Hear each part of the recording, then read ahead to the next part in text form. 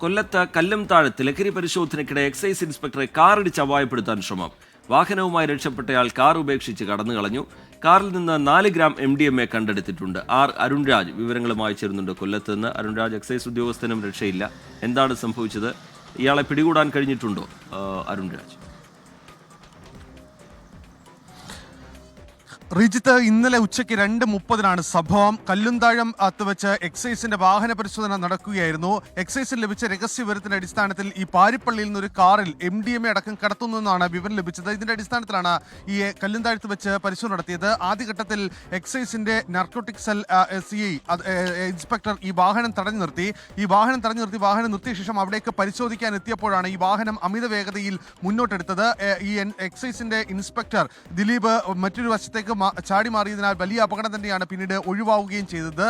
ഇതിന് പിന്നാലെ ഈ എക്സൈസ് സംഘം ഈ വാഹനത്തെ പിന്തുടരുകയും മാമ്പുഴയിൽ വെച്ച് ഈ വാഹനം കണ്ടെടുക്കുകയും ചെയ്തു. പക്ഷേ അപ്പോഴേക്കും ഈ വാഹനത്തിനുള്ളിൽ ഉണ്ടായിരുന്നയാൾ വാഹനം ഉപേക്ഷിച്ച് കടന്നു കളയുന്ന സാഹചര്യമാണ് ഉണ്ടായത്. തുടർന്ന് എക്സൈസ് നടത്തിയ പരിശോധനയിലാണ് 4 ഗ്രാം MDMA ഈ വാഹനത്തിൽ നിന്ന് കണ്ടെത്തിയത്. എക്സൈസിന്റെ ഉദ്യോഗസ്ഥർ തന്നെ പറയുന്ന വിവരമനുസരിച്ചാണെങ്കിൽ കൂടുതൽ MDMA ഈ വാഹനത്തിൽ കടത്തിക്കൊണ്ട് വന്നു എന്നുള്ളതാണ് എക്സൈസിന്റെ സംശയം.